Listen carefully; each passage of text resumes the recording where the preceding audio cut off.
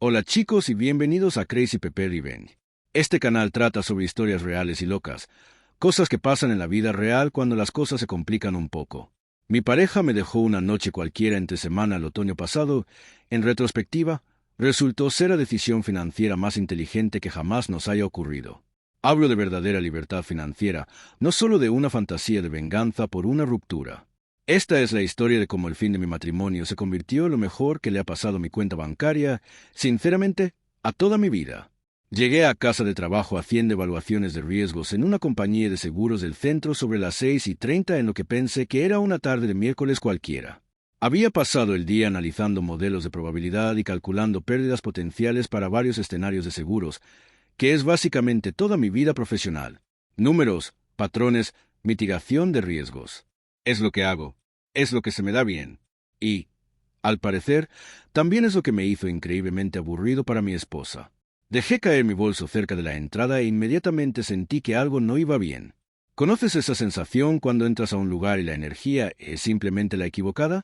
El lugar era silencio absoluto, lo cual fue la primera señal de alerta. Normalmente, Vanessa tendría un reality show a todo volumen, o estaría cotilleando por el altavoz con su equipo sobre la relación problemática de alguien, o organizando otra salida de fin de semana carísima que inevitablemente nos costaría cientos de dólares que no teníamos. La mujer no podría quedarse en silencio ni 5 minutos ni aunque su vida dependiera de ello. En cambio, nada. Solo ella de pie junto a nuestro sofá con 2 maletas preparadas perfectamente colocadas a su lado, como si estuviera a punto de coger un vuelo a algún sitio, toda arreglada y lista para las cámaras. Su maquillaje estaba impecablemente peinada como si acabara de salir de la peluquería con uno de sus conjuntos caros que aún conservaba la etiqueta de la semana pasada. Toda la escena parecía preparada, como si hubiera estado practicando este momento en su cabeza durante días. Me soltó la clásica frase sobre la necesidad de hablar de algo serio.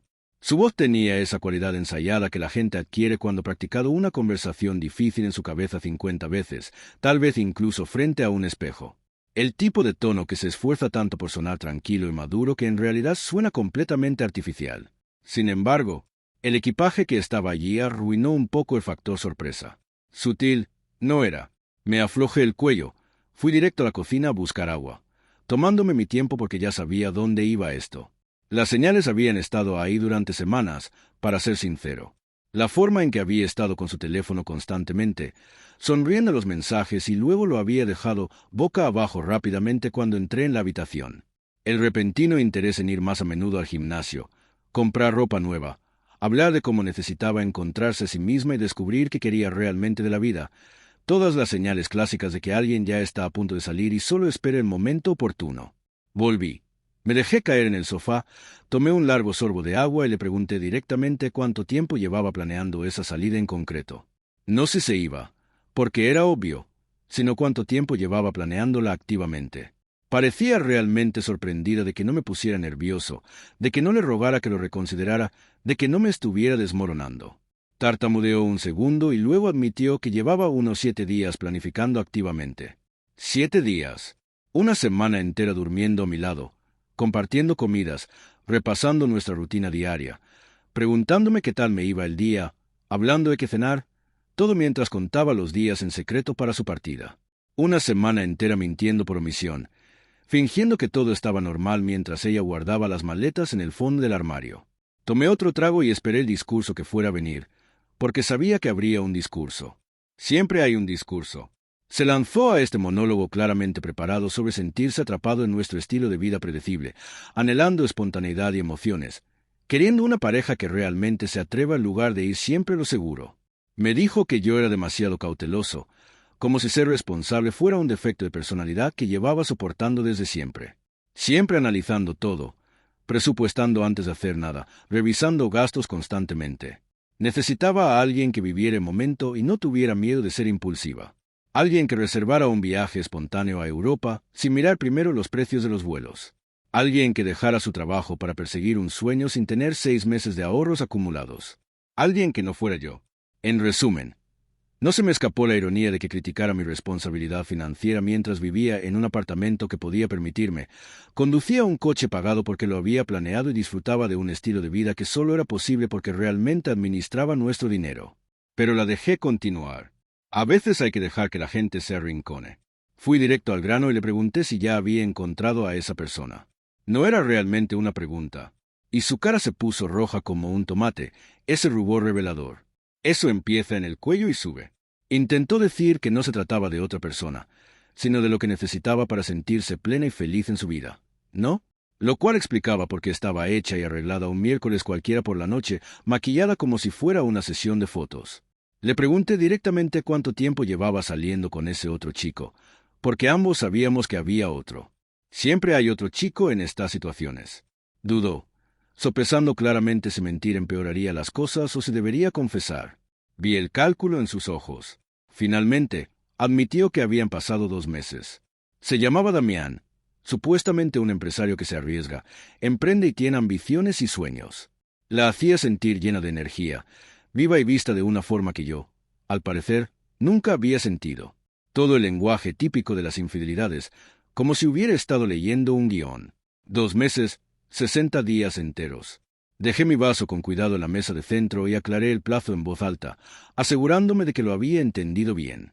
Había estado engañando emocionalmente durante 60 días, planeando activamente su salida a las 7. Y ahora estaba en nuestra sala, dando su discurso sobre la necesidad de más emoción y aventura. Intentó defenderlo diciendo que no había pasado nada físico. Solo habían estado conectando, hablando y conociéndose a un nivel más profundo.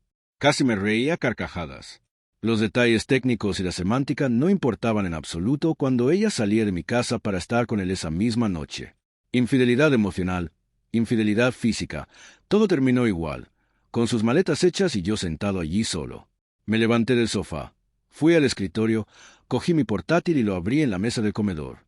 Este era el momento para el que me había estado preparando inconscientemente, aunque no lo supe hasta entonces. Abrí el detallado registro de gastos que había llevado todo el año. Una hoja de cálculo completa con todo clasificado por categorías.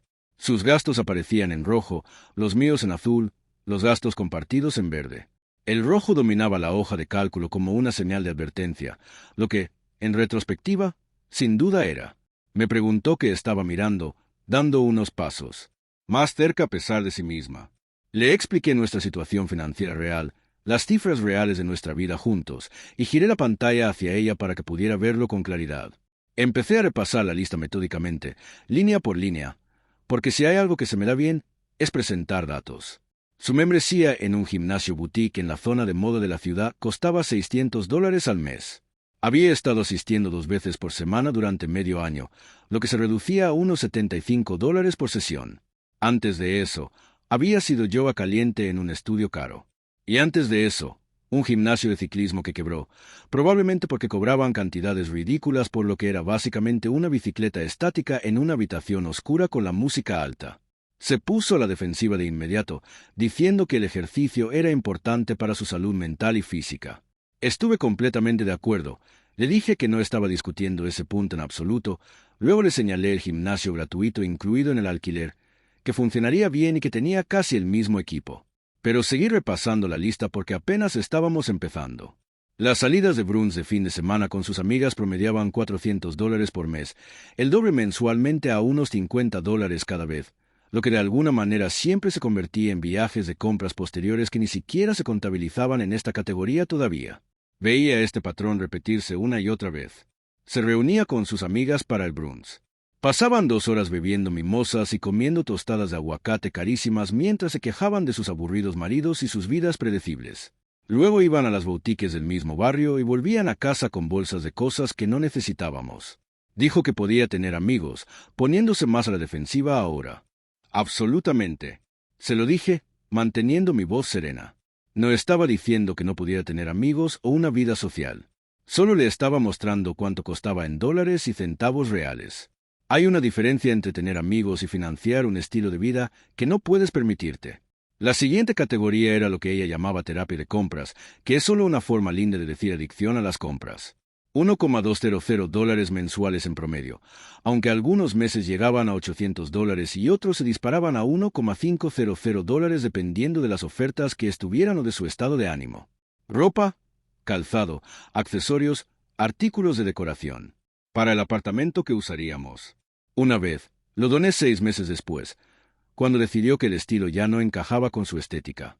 Esto ni siquiera incluía sus compras en línea, que registré por separado porque eran lo suficientemente sustanciales como para merecer una categoría aparte. Esas compras nocturnas en Amazon y tiendas online que llegaban a nuestra puerta en paquetes sin etiquetar que ella escondía en el armario hasta que me olvidaba de ellos. Me preguntó si en serio estaba rastreando sus compras, como si fuera una especie de marido controlador que vigilaba cada movimiento. Le expliqué con calma que controlo todos nuestros gastos, no solo los suyos, porque eso se llama tener un presupuesto, que la mayoría de los adultos funcionales mantienen si quieren tener algún tipo de estabilidad financiera. No se trataba de control, se trataba de realidad. Abrí otra sección para continuar la presentación. Cajas de suscripción, 3 servicios diferentes que sumaban $80 al mes. Productos de belleza, artículos de estilo de vida, refrigerios de todo el mundo. Las abría con entusiasmo inicial. Miraba el contenido. Tal vez usaba una o dos cosas, y la mayor parte se quedaba en el armario sin tocar hasta que yo sugería. Cancelándolas, momento en el que insistía en que las amaba y las usaba todas. Plataformas de streaming. Teníamos 5 suscripciones en total. Yo usaba 2 activamente. Ella insistía en las otras 3 para programas de los que veía un episodio y luego se olvidaba. Entregas a la cafetería en lugar de preparar café en casa, aproximadamente 140 al mes. Esos son casi $5 al día por un café que costaba quizás 30 centavos preparar en casa. Pero insistía en que la experiencia en la cafetería valía la pena, que era su pequeño capricho diario que la hacía feliz. No podía creer que realmente hubiera calculado su gasto en café hasta el promedio mensual. Le dije que lo calculo todo porque es literalmente lo que hago profesionalmente. Mi trabajo consiste en evaluar el riesgo, analizar patrones de gasto y calcular probabilidades. Esto simplemente aplicaba mis habilidades profesionales a mi vida personal, lo que aparentemente me convertía en el marido aburrido, seguro y predecible del que necesitaba escapar. Le mostré la página de resumen. El total general que había estado viendo aumentaba mes tras mes. El total de gastos mensuales directamente relacionados con sus elecciones de estilo de vida ascendía a $2,200. Eso no era alquiler, ni servicios públicos, ni alimentos. No se trataba del pago del coche, ni del seguro, ni de ninguna de las necesidades básicas. Solo de sus gastos discrecionales en cosas que podíamos eliminar fácilmente o hacer mucho más baratas. Cosas que le traían felicidad temporal, pero estrés financiero a largo plazo. Miró la pantalla y luego a mí, con una mezcla de ira y vergüenza, preguntándome si había hecho una hoja de cálculo específicamente para demostrar que era cara y echarle en cara cuánto me había costado.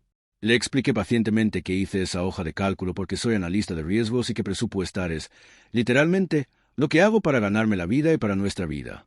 Pero ahora que se iba, ahora que había tomado la decisión de irse, había hecho proyecciones sobre mi futuro financiero. Tardé unos 10 minutos en hacer los cálculos, y los resultados fueron, sinceramente, impactantes, incluso para mí. Abrí una nueva pestaña que mostraba cálculos y proyecciones sin tener en cuenta sus patrones de gasto. Estaba considerando $2,200 adicionales al mes en fondos disponibles. Eso no iría a clases de fitness en boutiques, branches ni compras. Eso es más de $26,000 anualmente.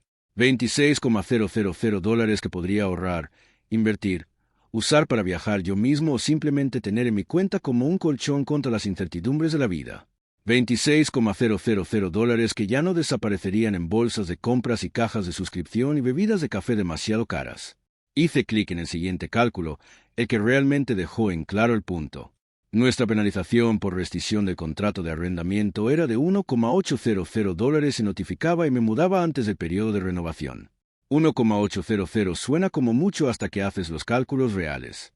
Esencialmente, su partida se pagaría sola en menos de 3 semanas de no tener sus gastos. Para el segundo mes, estaría adelante por más de $4,000. A los 6 meses, habría ahorrado más de lo que solía ahorrar en 2 años completos de estar casado. Los números no mentían.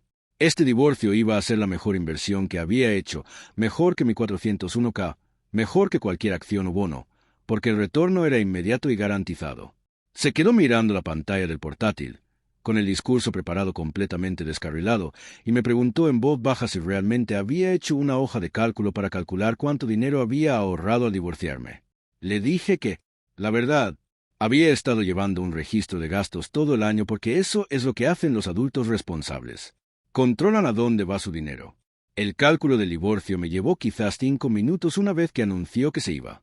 Una vez que supe que esto realmente estaba sucediendo, no fue vengativo, fue práctico. Era yo haciendo lo que siempre hago, analizando la situación y planeando los siguientes pasos. Cerré la computadora portátil con un clic decisivo y expliqué exactamente lo que sucedería a continuación. Porque alguien necesitaba tener un plan, y claramente no iba a ser ella. Contactaría con el casero esa noche, rompería el contrato, pagaría la multa, encontraría un nuevo lugar que se ajustara a mi presupuesto y estilo de vida. Ella podría llevarse sus pertenencias, lo que quisiera del apartamento. Yo me encargaría de todo lo demás, la logística, el papeleo y la coordinación. Podríamos presentar los trámites del divorcio el lunes por la mañana a primera hora. Ya había consultado los requisitos. El Estado tenía un periodo de espera de 30 días. Terminaríamos a mediados de octubre, justo a tiempo para empezar mi nueva vida en mi nuevo lugar con mi nuevo presupuesto. Ella me preguntó si ni siquiera iba a luchar por nuestra relación, por nuestro matrimonio, por los 4 años que pasamos juntos construyendo una vida. De hecho, me reí, no con malicia ni mal humor, sino por genuina sorpresa ante la audacia de la pregunta. ¿Luchar por qué, exactamente? Luchar por alguien que llevaba una semana planeando abandonarme y 2 meses saliendo con otro hombre. Luchar por alguien que simplemente se paró en nuestra sala y me dijo que soy demasiado aburrida, segura y predecible para amar. Luchar por alguien que ya había tomado su decisión, hecho las maletas y estaba lista para salir por la puerta y estar con alguien más. Eso sería bastante patético de mi parte y solo demostraría su punto sobre mí, ¿no? Me haría parecer desesperada y débil. Justo el tipo de persona de la que intentaba escapar. Esperaba lágrimas y súplicas. Esperaba algún tipo de súplica dramática sobre resolver las cosas, intentar terapia, luchar por nuestro matrimonio, recordar los buenos momentos que habíamos compartido. Probablemente había ensayado sus respuestas a todas esas situaciones, practicado sus rechazos empáticos pero firmes frente al espejo. Lo que no esperaba era un tipo con una hoja de cálculo, un plan detallado y absolutamente ningún interés en competir. Para alguien que ya había tomado su decisión y se había retirado de la relación hacía meses. Dijo en voz baja que creía que al menos me molestaría que mostrara algo de emoción por el fin de nuestro matrimonio. Le dije que estaba molesto, genuinamente molesto. Molesto porque 4 años de matrimonio significaban tan poco para ella que podía reemplazarme en 60 días como si fuera un teléfono viejo que cambiaba por un modelo más nuevo. Molesto porque pensaba tan poco en mí, en nuestra relación, en todo lo que habíamos construido juntos para planear esta estrategia de salida como si estuviera cambiando de trabajo o mudándose a un nuevo apartamento.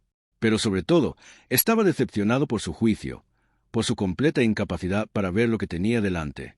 Damián sonaba como un desastre andante esperando ocurrir, una colección de banderas rojas envueltas en palabras suaves y promesas vacías. Y estaba a punto de aprender eso por las malas. Casi sentí lástima por ella, pero no lo suficiente como para advertirle más de lo que ya lo había hecho. Dijo que ni siquiera lo conocía. Dije que sabía que él supuestamente era dueño de un negocio sin ninguna compañía que pude encontrar en línea, que tenía tiempo para perseguir a una mujer casada durante 2 meses, y que la convenció de que la seguridad financiera era aburrida. Eso me dijo todo lo que necesitaba saber. Agarró las asas de su maleta y dijo que me arrepentiría de tener tanto frío cuando estuviera sola. Quizás, dije, pero lo dudaba. Fui a la puerta y la abrí, diciéndole que le escribiría cuando supiera la fecha de mudanza para que pudiera coordinar la recogida de cualquier otra cosa que quisiera. Caminó hacia la puerta, se detuvo, se dio la vuelta. Dijo, por si sirve de algo, una vez me amó.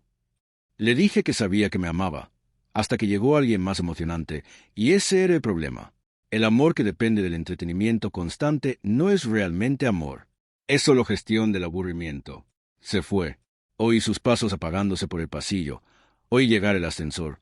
Oí cerrarse las puertas, luego silencio. Cerré la puerta, le puse llave, volví al sofá y me senté. El lugar se sintió diferente al instante, más ligero de alguna manera, como si alguien hubiera estado presionando mi pecho durante meses, y de repente se hubiera liberado. Mi teléfono vibró 20 minutos después. Texto de Vanessa diciendo que estaba en Damien's y que enviaría una lista de cosas que quería del apartamento. No respondí. Abrí mi portátil y empecé a buscar apartamento. A la mañana siguiente, me tomé todo el día libre. Le envié un correo electrónico a mi jefe a las 7 por una emergencia familiar. Respondió enseguida diciendo, no hay problema. Cuídate. Tenía una cita en el centro a las 9 con un bufete de abogados al que había llamado la noche anterior. Me atenderían a primera hora. La oficina del abogado estaba en el piso 14 de una torre de cristal. Una recepción moderna, obras de arte abstracto, una recepcionista que parecía haber visto pasar todo tipo de crisis personales por esa puerta. Di mi nombre y mi hora de cita a las 9. Me ofreció agua. Acepté. 5 minutos después, apareció. Un hombre de unos 50 años. Traje caro, peinado a perfección, cabello canoso. Se presentó como Marcus Chen y me acompañó. De vuelta a su oficina con vistas al centro. Un escritorio enorme, estanterías empotradas llenas de textos legales, títulos enmarcados en la pared. Me preguntó qué me traía por allí. Dije divorcio. Mi esposa me dejó ayer por otro. Quería presentar la demanda inmediatamente. Sacó un bloc de notas. Preguntó cuánto tiempo llevábamos casados. 4 años. Sin hijos, sin bienes compartidos, salvo muebles y un coche cada uno. Una cuenta de ahorros con 12,000. Alquilamos un apartamento juntos. El contrato de arrendamiento se renovaba en 5 semanas. Él le preguntó si había expresado su disposición al divorcio. Le dije que hizo las maletas y se mudó con su nuevo novio ayer, así que pensé que no tendría que convencerla. Tomó notas. Preguntó sobre la propiedad de negocios o cuentas de jubilación. Tenía un 401k a través del trabajo, unos 48,000 solo mi nombre. Había estado aportando desde antes de que nos conociéramos. Ella también tenía uno a través de su trabajo, tal vez 15,000. Su puesto de marketing no coincidía con las contribuciones tan bien como mi compañía de seguros. Dijo que tendríamos que abordar eso en el acuerdo, pero como eran cuentas separadas y llevábamos casados menos de 5 años, debería ser sencillo. Preguntó sobre la deuda compartida. Ninguna. Ella tenía unos 8,000 en deuda de tarjetas de crédito solo a su nombre. Yo no tenía nada. Dividimos las facturas conjuntas a partes iguales mientras estábamos juntos, pero todo estaba al día. Dijo que, en realidad, este era uno de los casos más sencillos que había visto recientemente. Sin hijos, bienes limitados, matrimonio breve. Ella ya se había ido. Sacó un formulario y le explicó que el Estado exige un periodo de espera de 30 días desde la presentación hasta la finalización. Él podría tener el papeleo listo en pocas horas. Si volvía esa tarde sobre las 2, firmaría todo. Él presentaría la demanda inmediatamente. La notificaríamos a principios de la semana siguiente. Si no impugnaba nada, estaría oficialmente divorciado a mediados de octubre. Pregunté el costo. 2,400 por un divorcio de mutuo acuerdo de esta simplicidad, incluyendo todos los gastos de presentación, preparación de documentos y notificación de los papeles. Si impugnaba o se complicaba, su tarifa por hora era de 350. Pero él no esperaba eso. Saqué mi chequera de mi cuenta personal, la que Vanessa nunca aportaba porque siempre estaba poniéndose al día con los pagos de la tarjeta de crédito de las compras del mes anterior. Escribí el cheque allí mismo. Pareció ligeramente sorprendido. La mayoría de la gente probablemente necesita planes de pago. Le entregué el cheque por 2,400. Vanessa había gastado más que eso en un viaje de fin de semana con sus amigas la primavera pasada. Dijo que volviera a las 2 de la tarde, que revisaríamos todo, que yo firmaría y que presentaría la demanda antes del cierre del negocio. Una cosa más, dijo, le había mencionado que se había ido con otro. ¿Quería presentar alguna demanda por infidelidad? El Estado, técnicamente, todavía lo tenía en los libros, aunque rara vez afectaba los resultados. Dije, no, solo quería que se hiciera limpio y rápido, sin dramas. Él dijo, eso fue inteligente. Me estrechó la mano y dijo, nos vemos a las 2. Salí de una cafetería que había reservado para reseñar apartamentos en línea. A las 2, en punto, regresé. Firmé cada página que me puso delante. Él llenó la documentación electrónicamente mientras esperaba. A las 2:30 estaba oficialmente en proceso de divorcio. Al día siguiente, vi 5 apartamentos y encontré uno de una habitación en un barrio a 12 minutos de mi oficina en lugar de 40. El alquiler era de $1,400 al mes por un lugar, en realidad, más bonito que el que habíamos estado pagando juntos por $1,850. Suelos de madera en la lavandería, acceso a gimnasio y terraza en la azotea con vistas a la ciudad.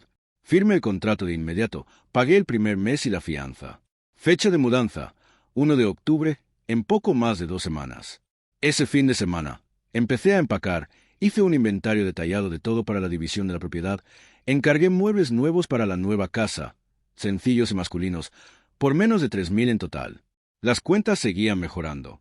Sin los 600 mensuales de Vanessa en clases de fitness que nunca usaría, 400 mensualmente en almuerzos con amigas que se quejaban de sus aburridos maridos mientras yo financiaba la conversación, y 1.200 mensuales en ropa que usaría una vez, me estaba enfrentando a unos 26.000 adicionales al año. La tarifa de divorcio de repente parecía una ganga. El lunes por la mañana, el notificador entregó los papeles a Vanessa en su trabajo. Para el lunes por la tarde, los había firmado. Sin vacilaciones, sin segundas intenciones, sin solicitudes de cambios, solo su firma y un comentario al notificador sobre lo maduros que estábamos siendo. Llamé a nuestro casero el martes por la mañana para romper el contrato de arrendamiento antes de tiempo y pagar la multa. Pregunté cuándo podía irme. La multa era de 1.800. Con mi nuevo presupuesto, recuperaría esa cantidad en menos de un mes. Perder a mi esposa fue literalmente la decisión más rentable que había tomado en años. La bloqueé sistemáticamente durante los siguientes días. Teléfono, todas las plataformas de redes sociales, aplicaciones de pago. No por enojo, sino por practicidad. Cualquier consecuencia que viniera de sus decisiones era suya. No me interesaban actualizaciones, explicaciones ni disculpas. Llegó el 1 de octubre. Los profesionales de mudanzas que contraté se encargaron de todo por $400. Muebles nuevos entregados el mismo día. Por la tarde, desempaqué y me instalé en mi nuevo apartamento en el piso 14 con ventanas del piso al techo con vista a la ciudad. No quedaba ninguna dirección de reenvío. Buzón actualizado a la nueva dirección. Mi nueva rutina era simple. Levantarme a las 6, café en casa en lugar de cafeterías, ahorrando 40 semanales de inmediato. 12 minutos de viaje en lugar de 40 minutos luchando contra el tráfico para acomodar la preferencia de Vanessa de vivir cerca del lago. Almorzar en mi escritorio o probar nuevos lugares cerca de la oficina. En casa a las 5:15. Gimnasio en el edificio. Cena, lectura, acostarme temprano. Sin drama, sin andar con pies de plomo, sin quejas constantes sobre cómo no era lo suficientemente espontánea.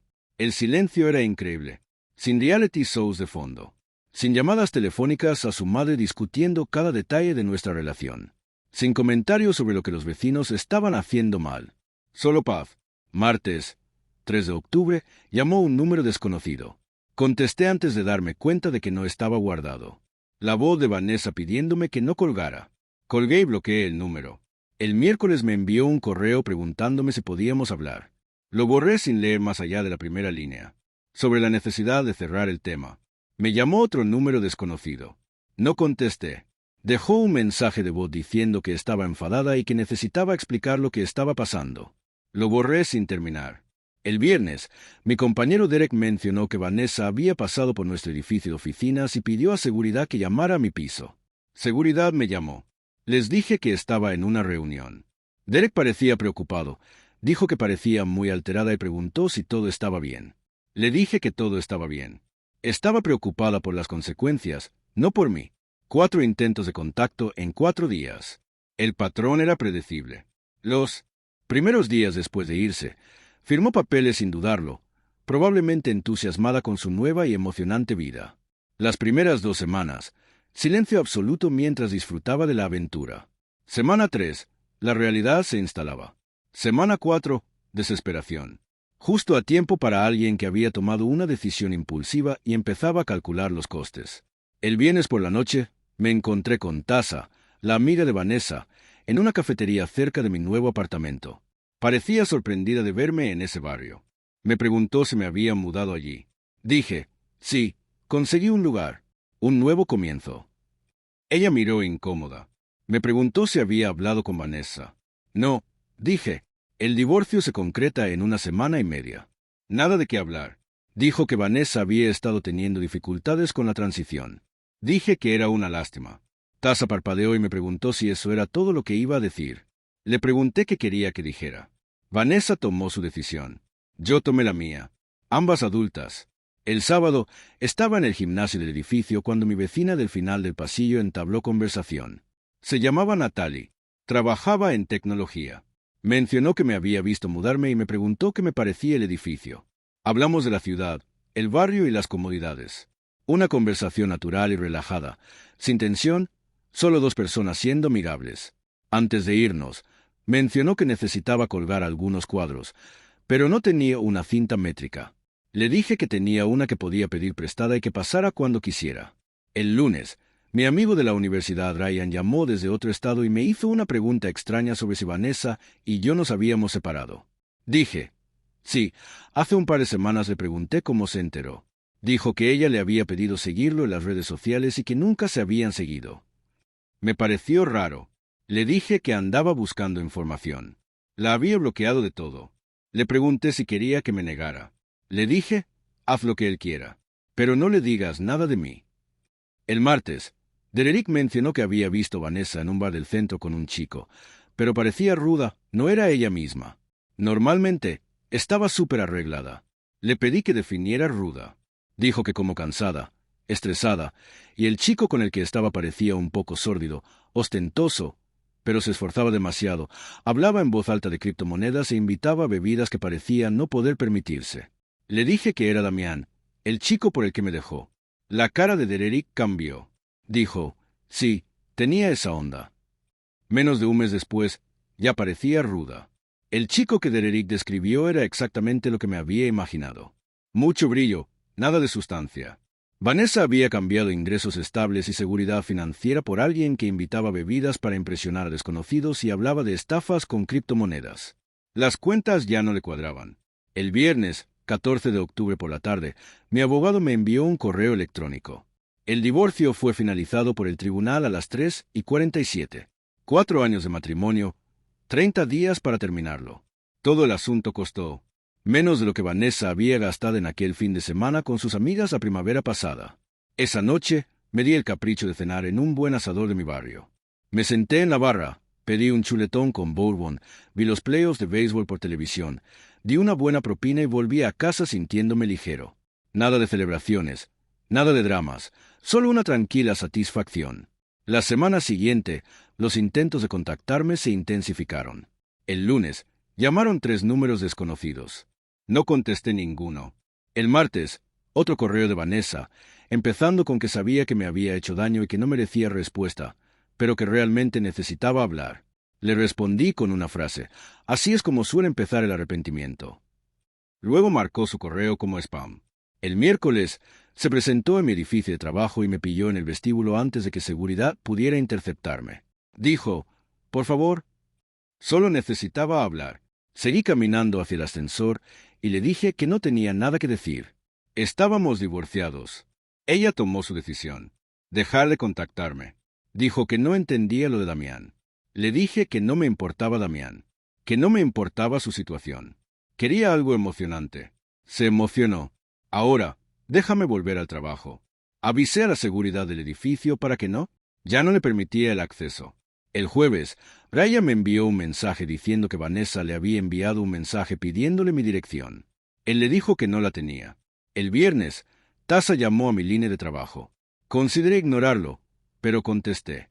Dijo que sabía que no quería saber nada de Vanessa, pero que estaba en serios problemas. Le pregunté de qué tipo. Problemas económicos. El tipo con el que estaba prácticamente la estafó. Le quitó el dinero y desapareció. Le pregunté por qué me llamaba.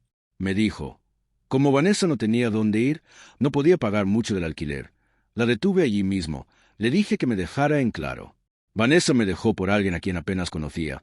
Firmó los papeles del divorcio en cuestión de días sin pensarlo 2 veces.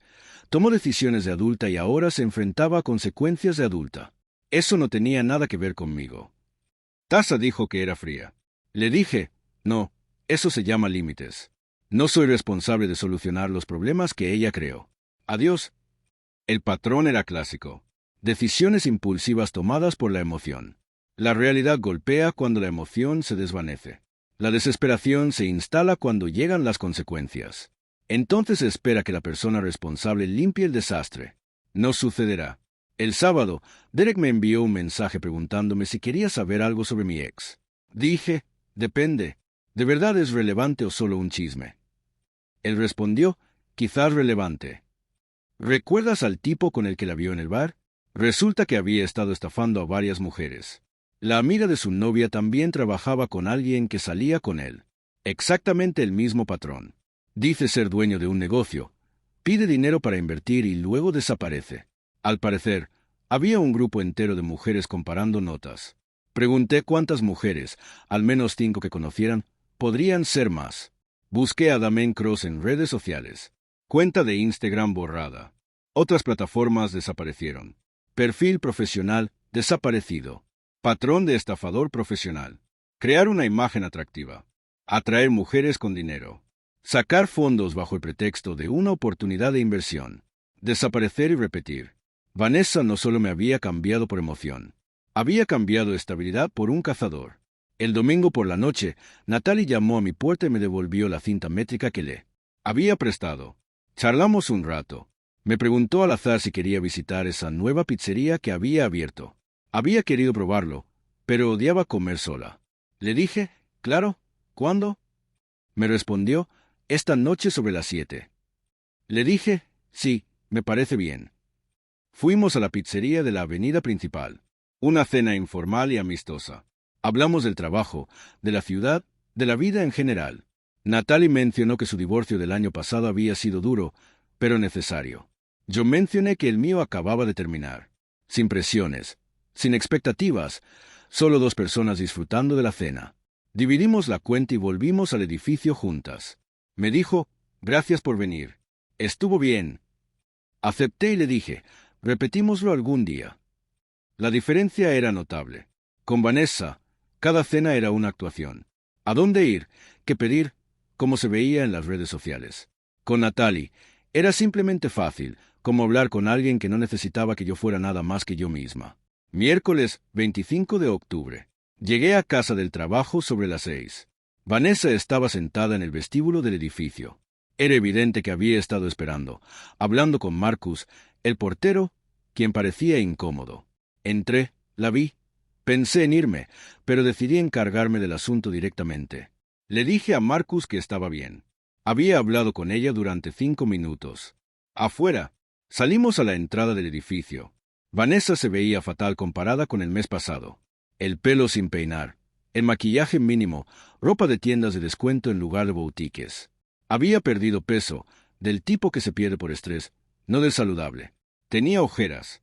Me agradeció que hablara con ella. Dijo que sabía que no quería. Le dije que tenía 5 minutos. ¿Qué quería? Dijo que necesitaba ayuda. Damián se lo llevó todo. Sus ahorros, el dinero que le pidió prestado a sus padres, incluso el dinero que puso en tarjetas de crédito. Dijo que era para invertir en su negocio. Dije, a ver si lo adivino. En realidad no existía ningún negocio. Dijo que sus redes sociales habían desaparecido. Su número de teléfono no funcionaba. No pudo encontrarlo por ningún lado. Dijo que no tenía nada. No podía pagar el alquiler. Tenía las tarjetas de crédito al límite. No sabía qué hacer. Le dije que presentara una denuncia por fraude. Dijo que sí. Dijeron que era un asunto civil porque le había dado el dinero voluntariamente. Dije, entonces contrata a un abogado y demándalo. Me preguntó con qué dinero. No podía pagar un abogado. No dije nada. Me quedé ahí parado. Dijo que sabía que me había hecho daño, que sabía que había cometido un terrible error. Pero estuvimos casados 4 años y eso tenía que contar para algo. Le dije que si contaba para algo, hasta que hizo las maletas y me dijo que yo era demasiado arriesgado para su emocionante nueva vida. Luego firmó los papeles del divorcio los pocos días, sin dudarlo. ¿Qué creía exactamente que le debía? Dijo que no me pedía que volviera con ella, solo que la ayudara a recuperarse. Quizás un préstamo que me pagaría. Dije que no. Ella dijo por favor. Volví a decir que no. Dijo que no podía darle la espalda así como así. Dije que no le estaba dando la espalda. Estaba manteniendo el límite que ella creó cuando se fue. Quería salir. Se había ido. Eso significaba que ya no la rescataría. Empezó a llorar. Marcus salió y preguntó si todo estaba bien. Dije, sí, gracias. La señorita Anderson se iba. Dijo que seguía siendo Michi. Estábamos casados.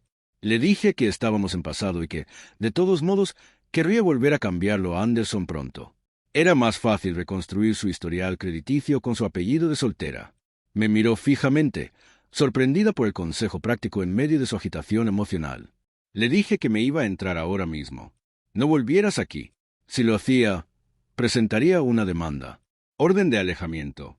No porque le tuviera miedo, sino porque maltrato era ilegal y ya había terminado con esta conversación. Entré. A través de la ventana del vestíbulo, la vi marcharse.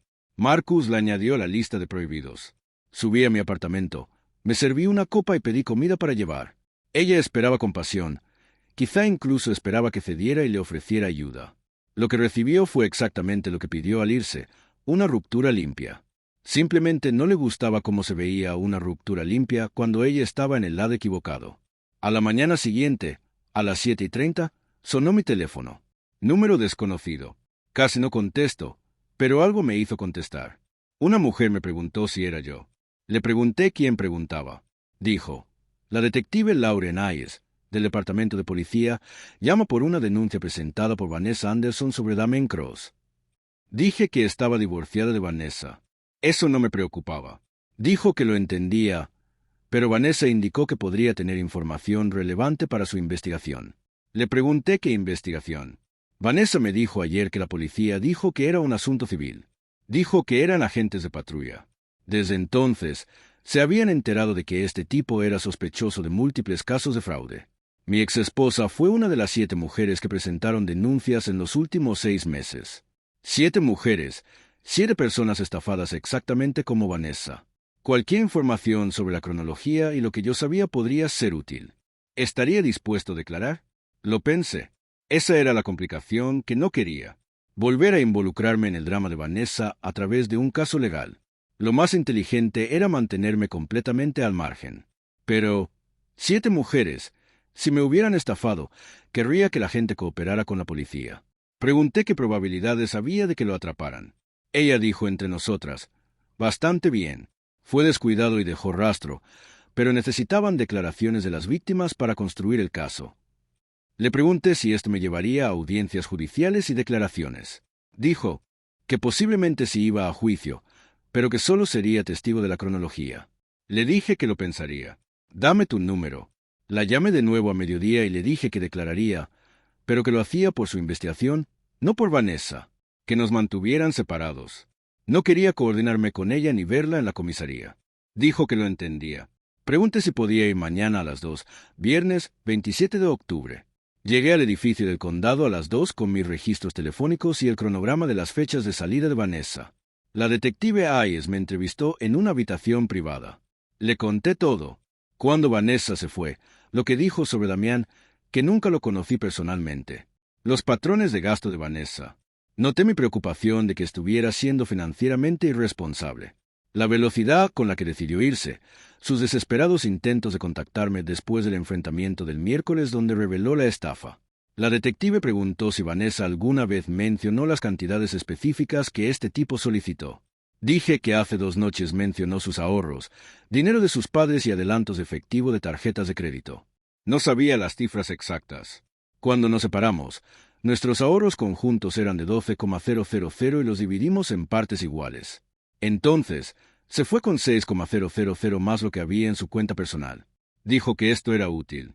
Una pregunta más. ¿Albergaba alguna mala voluntad hacia Vanessa? Dije, no. Me decepcionó que alguien con quien estuve casada mostrara tan poco juicio, pero no le deseaba ningún mal. Simplemente no quería involucrarme en sus problemas. Dijo, me parece bien. Podrían llamarme si esto llega a juicio. Después de la declaración, me fui sintiéndome extraña por ayudar a Vanessa indirectamente. Pero no se trataba de Vanessa. Se trataba de detener a alguien que les había hecho esto a otras 7 personas y que seguiría haciéndolo con más. Esa noche, Natalie me envió un mensaje preguntándome si quería ir a tomar algo. Estaba celebrando que la habían ascendido. Fuimos a un bar de cócteles de lujo en el distrito de Almacenes. Vestida más elegante esta vez. La conversación fluyó con naturalidad. Natalie habló de su ascenso desarrolladora senior. Mencioné mi extraña debilidad ayudando a la policía, pero no entré en detalles sobre Vanessa. Natalie respetó el límite. Nos quedamos hasta las 11, caminamos de regreso a nuestro edificio y nos detuvimos en la entrada. Dijo que lo estaba pasando muy bien conociéndome. Dije, igualmente, esto es sencillo. Me gusta. Sonrió y dijo, lo sencillo está infravalorado. 2 meses después, Damian Cross fue arrestado al intentar realizar la misma estafa a otra mujer que sospechó y contactó a la policía. Se declaró culpable de múltiples delitos. Cargos de fraude para evitar el juicio. Me condenaron a 3 años. Las 7 mujeres a las que estafó, incluida Vanessa, recibieron una indemnización, aunque las posibilidades de cobrar eran escasas, ya que no tenía bienes. Me enteré de todo esto por Derek, quien a su vez lo supo por su novia, quien conocía a otra de las víctimas. Nunca volví a saber nada de Vanessa directamente. La última vez que supe de ella, por rumores, se había mudado de nuevo con sus padres y estaba trabajando para reconstruir su crédito y su vida. En cuanto a mí, 6 meses después del divorcio, había ahorrado más de $13,000 solo por eliminar sus hábitos de gasto. Había pagado mi coche antes de tiempo, había agotado mis aportaciones para la jubilación y aún me quedaba dinero. Natalie y yo nos veíamos con regularidad. Nada de prisas, solo tranquilidad y comodidad. Sin dramas, sin juegos, sin hojas de cálculo para justificar la relación. A veces, la mejor decisión financiera que puedes tomar es dejar ir a alguien que te cuesta más que dinero. Vanessa quería emoción y consiguió justo lo que pedía, pero no de la forma que esperaba. Yo quería paz y estabilidad. Y encontró ambas cosas, además de una cuenta bancaria más sana y alguien que apreciaba esas cualidades en lugar de resentirse por ellas. Al final, las matemáticas salieron perfectas, pero no para ambos.